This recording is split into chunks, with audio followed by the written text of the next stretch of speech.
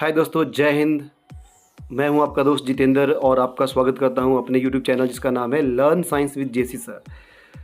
जैसा आप जानते हैं, चैप्टर वाइज क्लास 7th के साइंस के टॉप 25 क्वेश्चंस की सीरीज़ मल्टीपल चॉइस के रूप में लेके आ रहा हूं, जिसका अब आज का वीडियो में हमारा जो चैप्टर है वो है, लास्ट चैप्टर था हमारा चैप्टर 4 और आज है हमारा chapter 5, that is respiration in organism, यानी जीवों में श्वसन। और ये क्वेश्चन मैं मल्टीपल चॉइस क्वेश्चन लेके आ रहा हूँ, वो बाइलिंगुअल है क्योंकि बहुत से स्टूडेंट्स इंग्लिश में पढ़ते हैं, बहुत से हिंदी मीडियम में, तो दोनों का कन्फ्यूज़न दूर हो इसलिए मैं बाइलिंगुअल में लेके आया हूँ। क्योंकि पहले ये मेरे दोस्तों से शिकायत रही कि आप हिंदी में ही वीडियोज़ लाते हैं, तो नाउ अभी इसका सॉल्यूशन यही है कि हम दोनों मीडियम में आपको एवरी वीडियो डालेंगे। चलिए, तो आज का वीडियो शुरू करते हैं। देखते हैं चैप्टर नंबर 5 से top 25 multiple choice very very important question जो बनते हैं इस चैप्टर से। आपको एक बता दूं, बहुत ज़रूरी क्वेश्चन है जो आपके एग्ज़ाम पॉइंट ऑफ व्यू से मैंने बनाए हैं, तो इन क्वेश्चन को ध्यान से देखिएगा, समझिएगा, और विशेषकर मेरे 7th क्लास के जो स्टूडेंट्स हैं वो इन क्वेश्चंस को ज़रूर से ज़रूर नोट कीजिएगा ताकि आपको फिर ये आगे काम आ सके। नोट करने के लिए आप इनको स्क्रीनशॉट ले सकते हैं या फिर मुझे कमेंट बॉक्स में लिख सकते हैं। चलिए बढ़ते हैं आगे, देखते हैं आज की वीडियो का पहला क्वेश्चन। तो फर्स्ट क्वेश्चन ऑफ चैप्टर 5 ये रहा आपके सामने। What is the process of breaking down food into release energy, यानी जो भोजन को तोड़कर ऊर्जा प्राप्त करने की जो प्रक्रिया है उसे क्या कहते हैं दोस्तों?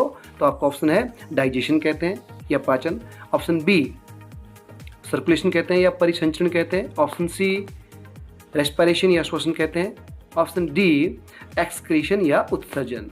तो भोजन को तोड़कर ऊर्जा प्राप्त करने की प्रक्रिया को कहते हैं डाइजेशन, रेस्पिरेशन। तो भोजन को तोड़कर ऊर्जा प्राप्त करने की प्रक्रिया को क्या कहते हैं?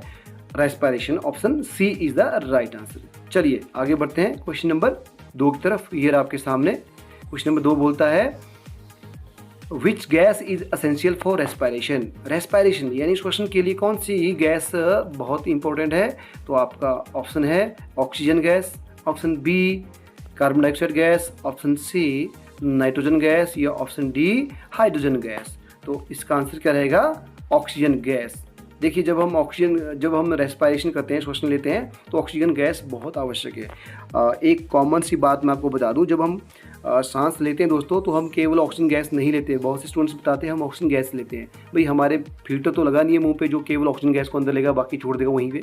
तो हम सभी की सभी गैसें एज अ एयर कंपोजिशन लेते हैं और फिर हमारी बॉडी के अंदर हमारे लंग्स में केवल ऑक्सीजन गैस यूटिलाइज होती है, और वो भी थोड़ी सी होती है, बहुत सारी नहीं होती है, और बाकी गैसें हम एज इट रिलीज कर देते हैं। और जितनी एयर के कंपोजिशन में ऑक्सीजन है दैट इज़ 21%, उसमें से हम लगभग 5-6% यूज़ करते हैं, बाकी रिलीज़ कर देते हैं। और कार्बन डाइऑक्साइड 0.04% के करीब है एयर कंपोजिशन में, और जब हम इसको छोड़ते हैं तो ये लगभग 4-5% बन जाती है, क्योंकि जब हम ऑक्सीजन गैस के अंदर लेते हैं, सभी गैसें लेते हैं, ऑक्सीजन यूज़ होती है, तो कोशिकाओं में जो एक्सचेंज ऑफ गैसेज होता है उसके दौरान जो है कार्बन डाइऑक्साइड गैस बढ़ जाती है।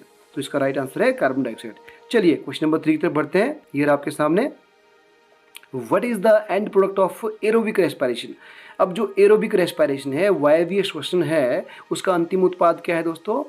एल्कोहल है, ऑप्शन बी कार्बन डाइऑक्साइड है और water, option C lactic acid है या ऑप्शन डी ग्लूकोज है।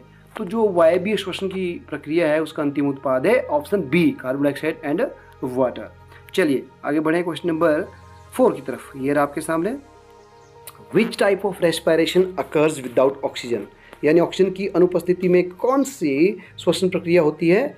ऑप्शन ए एनएरोबिक रेस्पिरेशन यानी अवायवीय श्वसन, ऑप्शन बी एरोबिक रेस्पिरेशन यानी वायवीय श्वसन, ऑप्शन सी सेलुलर रेस्पिरेशन यानी कोशिकीय respiration, option D external respiration यानी बाहरी श्वसन। तो आपका आंसर क्या है? राइट आंसर इज कौन सा श्वसन? ऑक्सीजन के बिना है, तो मतलब ऑक्सीजन की अनुपस्थिति में, तो दैट इज एनएरोबिक रेस्पिरेशन, अवायवीय रेस्पिरेशन श्वसन। क्वेश्चन नंबर 5 तरफ बढ़ते हैं। ये आपके सामने। Which organism uses aerobic respiration anaerobic respiration to produce alcohol. कौन सा जीव एल्कोहल बनाने के लिए अवायवीय श्वसन का उपयोग करता है? आपके ऑप्शन है बैक्टीरिया, ऑप्शन बी फंजाई या कवक, ऑप्शन सी अमीबा या ऑप्शन डी यीस्ट। तो इनमें से कौन सा जीव जो है एनएरोबिक रेस्पिरेशन करता है और अल्कोहल बनाता है? तो वो है ऑप्शन डी यानी ईस्ट। जो आपका ईस्ट है वो एनएरोबिक रेस्पिरेशन के द्वारा अल्कोहल बनाता है। चलिए let's move to the next question, question number 6 ये आपके सामने। What is the main function of the diaphragm in respiration? अब रेस्पिरेशन की प्रोसेस होती है, श्वसन की प्रक्रिया होती है, उसमें डायाफ्राम का क्या कार्य होता है? Option A produces oxygen, oxygen बनाता है। Option B helps in breathing, सांस लेने में सहायता करता है। ऑप्शन सी पंप्स ब्लड, क्या यह रक्त का पंप करता है, रक्त को सभी भागों में भेजने का कार्य करता है। या ऑप्शन डी फिल्टर एयर, हवा को फिल्टर करता है, हवा को छानता है। तो इन चारों में से सही आंसर क्या रहेगा इसका? तो श्वसन में डायाफ्राम का मुख्य कार्य होता है दोस्तों हेल्प्स इन ब्रीदिंग, सांस लेने में सहायता करना, बाकी काम कोई नहीं होता इसका। आगे बढ़ते हैं नेक्स्ट क्वेश्चन की तरफ, question number 7। Which part of the human body is responsible for gaseous exchange? अब ये क्वेश्चन ध्यान से देखिए, हमारे शरीर का कौन सा अंग है जो कि गैसों के आदान प्रदान में सहायता करता है? नंबर 1 हार्ट, हृदय। 2 लंग्स, फेफड़े। सी लीवर, यकृत। या डी किडनीज, गुर्दे। तो इनमें से कौन सा अंग जो है गैसों के आदान प्रदान के लिए जिम्मेदार है? तो वो है आपका लंग्स, फेफड़े। Question number 8 here comes on your screen. What is the process of inhaling oxygen and exhaling carbon dioxide called? यानी ऑक्सीजन को अंदर लेना, कार्बन डाइऑक्साइड को बाहर छोड़ना क्या कहलाता है? ऑप्शन ए डाइजेशन, पाचन। ऑप्शन बी सर्कुलेशन, परिसंचरण। ऑप्शन सी रेस्पिरेशन, श्वसन। या ऑप्शन डी एक्सक्रीशन, उत्सर्जन। तो दोस्तों इसका सही आंसर आपको पता ही है, इसका आंसर क्या होगा? रेस्पिरेशन। पर ध्यान देने वाली बात है, यह क्वेश्चन दो तरह से पूछा जा सकता है। पहला तो जो मैंने आपको इस क्वेश्चन में एज इट बताया है इस तरह से। दूसरा what is the definition of respiration, श्वसन की परिभाषा क्या है? तो आप इसका आंसर क्या दोगे? वह प्रक्रिया जिसके द्वारा हम सांस अंदर लेते हैं और कार्बन डाइऑक्साइड, सांस के द्वारा ऑक्सीजन गैस अंदर लेते हैं और कार्बन डाइऑक्साइड गैस को बाहर निकालते हैं, उसे रेस्पिरेशन कहते हैं। The process by which we inhale oxygen and exhale carbon dioxide gas is called as respiration. तो आप दोनों तरह से इस क्वेश्चन को समझिएगा, तैयार कीजिएगा, ठीक है। चलिए क्वेश्चन नंबर 9 की तरफ बढ़ते हैं। ये रहा आपके सामने। Which of the following is a product of anaerobic respiration in muscles? देखिए मांसपेशियों में हमारा जो अवायवीय श्वसन होता है उसका मुख्य उत्पाद क्या है? यानी अवायवीय श्वसन जब मसल्स में, मांसपेशियों में होता है तो क्या बनता है? पहला लैक्टिक एसिड बनता है, लैक्टिक अम्ल बनता है। दूसरा अल्कोहल बनता है। तीसरा कार्बन डाइऑक्साइड बनता है। या चौथा वाटर बनता है। तो इनमें से कौन सा होगा? तो ये है आपका अल्कोहल। जब हमारे बॉडी में हम बिना ऑक्सीजन की अनुपस्थिति में श्वसन प्रक्रिया होगी, जो कि हमारे अंदर होती ही नहीं है, ठीक है। हमारे अंदर जो होती है वो तो एक तो ऑक्सीजन की उपस्थिति में, दूसरा ऑक्सीजन की कमी में। ये चीज़ मैं आपको क्लियर करने वाला हूँ। पहली बात ये समझ लीजिए, जब मांसपेशियों में किसी भी होती है अवायवीय श्वसन के द्वारा, तो इस अवायवीय श्वसन के द्वारा जो है अल्कोहल बनता है। परंतु जब हमारी बॉडी में ऑक्सीजन होती है परंतु कम मात्रा में होती है, तब बनता है हमारे मसल्स में लैक्टिक एसिड, लैक्टिक अम्ल। और वही क्या है, हमारी बॉडी में ऐंठन का कारण होता है। जो हमारी मसल्स में क्रैम्प्स आते हैं, हमारी मसल्स में जिसे हम लैंग्वेज में, लोकल लैंग्वेज कहते हैं ना, छाले आ जाती है लैक्टिक अम्ल की, वो उसकी अकम्युलेशन की वजह से होता है, लैक्टिक अम्ल की वजह से। चलिए क्वेश्चन नंबर 10 की तरफ बढ़ते हैं। ये रहा आपकी स्क्रीन पर question number 10। What is the site of cellular respiration in cells? यानी कोशिकाओं के अंदर श्वसन कहाँ होता है? तो वो होता है आपके नंबर 1 साइटोप्लाज्म में, नंबर 2 राइबोसोम में। साइटोप्लाज्म को कोशिका द्रव्य भी कहते हैं। Number 2 ribosome. और नंबर 3 या सी न्यूक्लियस यानी केंद्रक। या ऑप्शन डी माइटोकॉन्ड्रिया, या माइटोकॉन्ड्रिया, इसको माइटोकॉन्ड्रिया ही कहते हैं। तो कहाँ होता है दोस्तों? तो कोशिका श्वसन होता है आपका माइटोकॉन्ड्रिया के अंदर। माइटोकॉन्ड्रिया को power house of the cell भी कहते हैं, याद रखिएगा। चलिए कोशिका का बिजली घर भी कहते हैं माइटोकॉन्ड्रिया को। क्वेश्चन नंबर 11 ये रहा आपके सामने।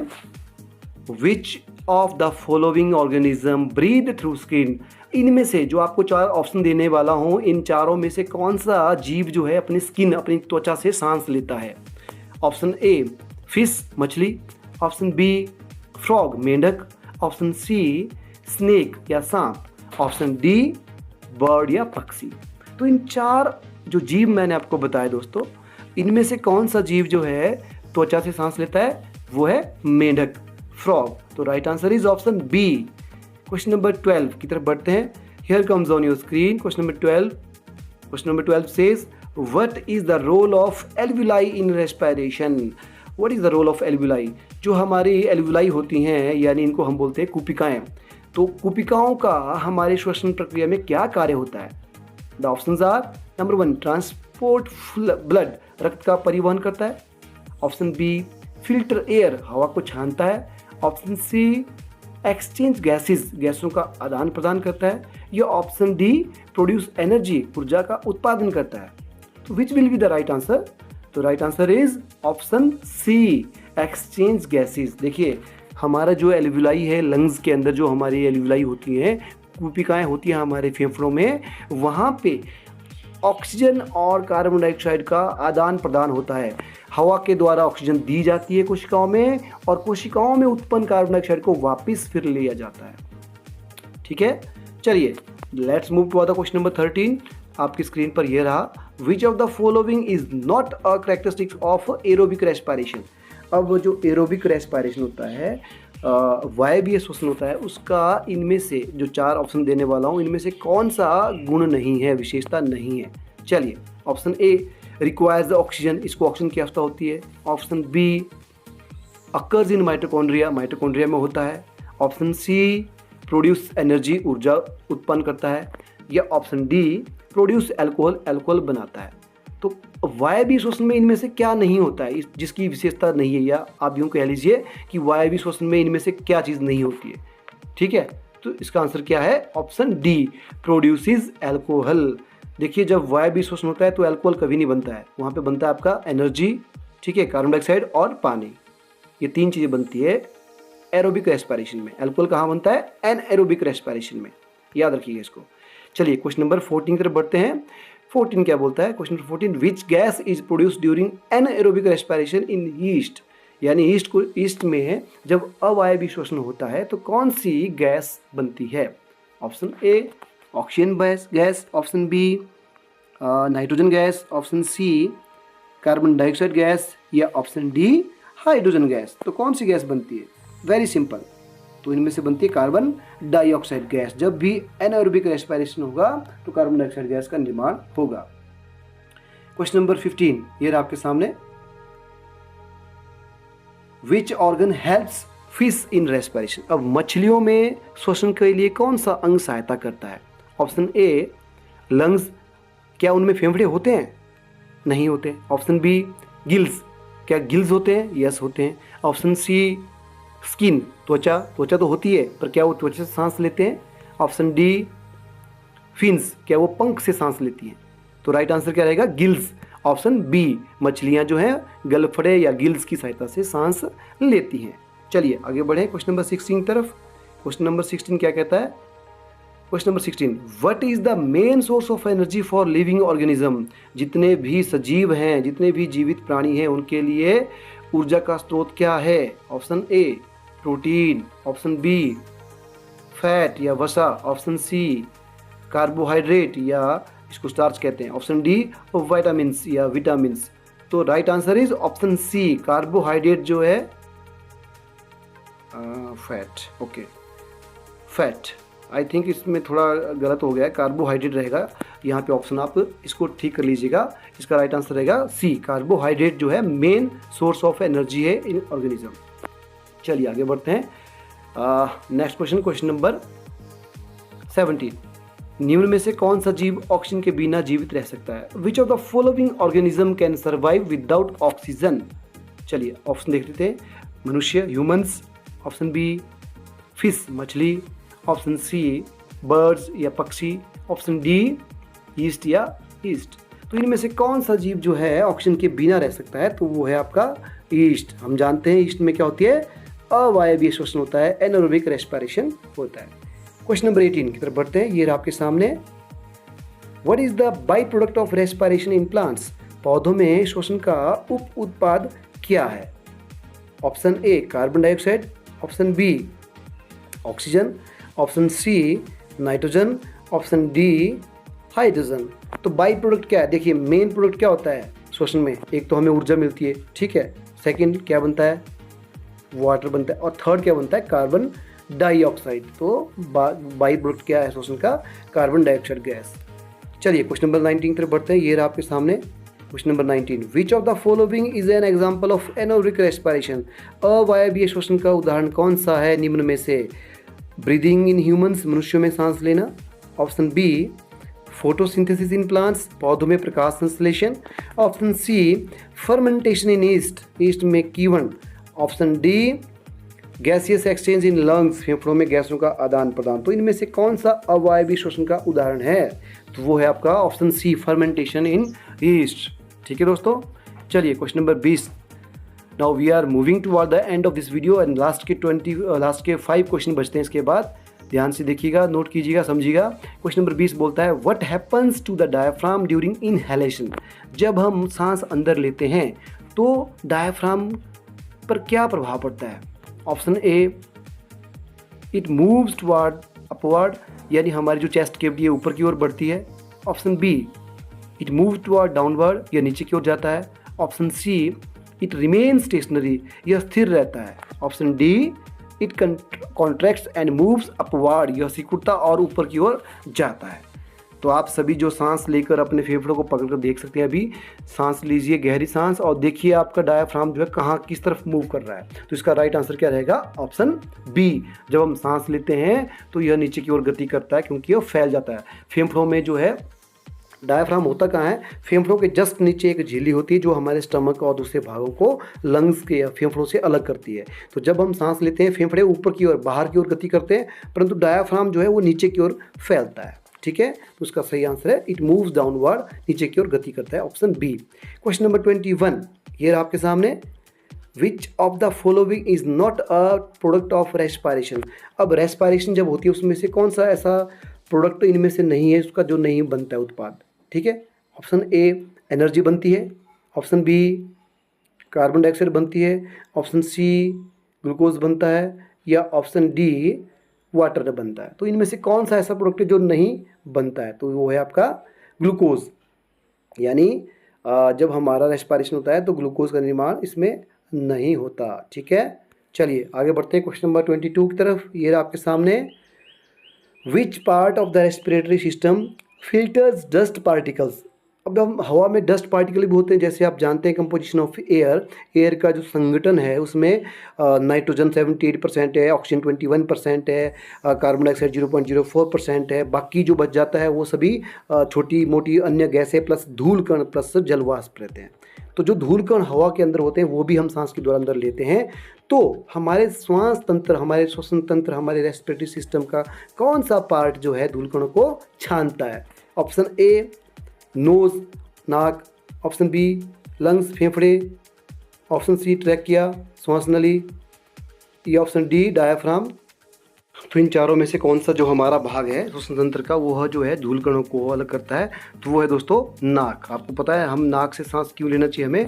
नाक से जब हम सांस लेंगे तभी जो है धूल कण नाक में, हमारे जो नाक के अंदर जो बाल दिए हैं ना, गॉड ने अपने आप नाक में हमारा फिल्टर सिस्टम बना रखा है।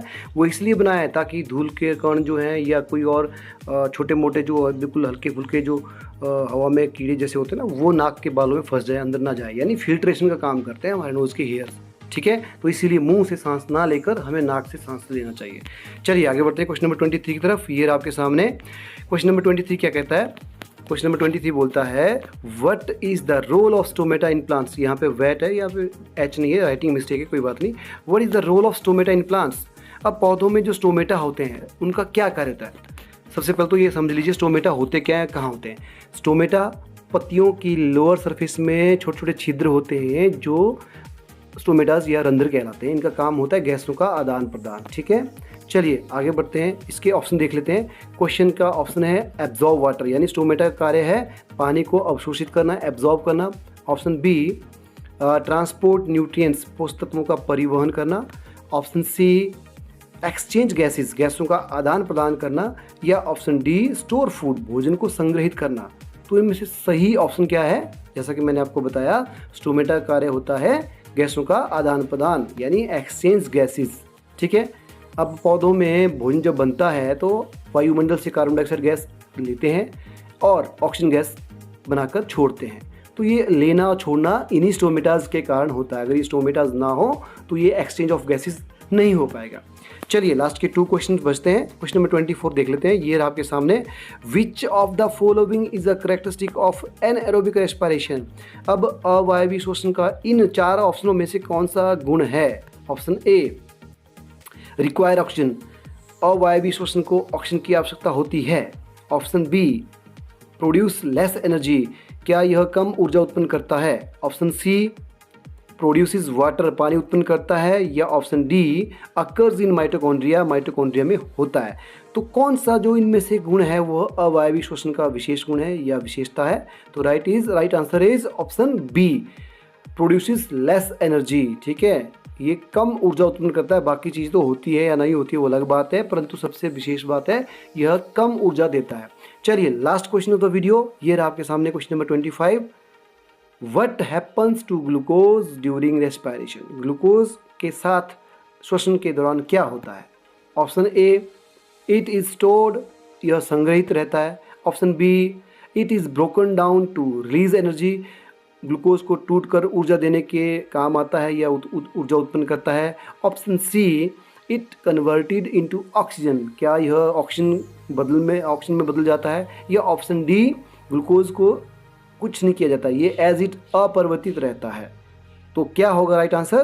तो राइट आंसर होगा option B, it broken down to release energy. Glucose जो है छोटे छोटे टुकड़ों में टूट जाता है और ऊर्जा देता है सभी कोशिकाओं में। तो दोस्तों this is the last question of this video. तो ये थे top 25 very important multiple choice question from the chapter आपका 5, that is respiration from class 7 sorry. तो आई होप आप सभी को ये 25 जो क्वेश्चन मैंने इस वीडियो में बताया आपको अच्छे लगे होंगे, समझ आए होंगे और आपने लिखे होंगे। चलिए अच्छे से इन क्वेश्चन को समझिएगा दोस्तों, लिखिएगा और याद कीजिएगा। मैं फिर से एक बार अपने 7th क्लास के दोस्तों से, अपने स्टूडेंट्स से कहना चाहूँगा, ज़रूर इन क्वेश्चंस को नोट कीजिएगा ताकि आपके फाइनल एग्जामिनेशन की तैयारी हो सके। तो बने रहें दोस्तों मेरे साथ, मेरे इसी चैनल में। इसी वीडियो को यहीं ख़त्म करते हैं और आपने मेरे साथ इस वीडियो को देखा इसके लिए बहुत बहुत आपका थैंक यू फॉर वॉचिंग। जल्द मिलते हैं अगले वीडियो में जिसमें लेके आऊँगा अगले चैप्टर के top 25 very important multiple choice questions. ठीक है दोस्तों, तो तब तक जय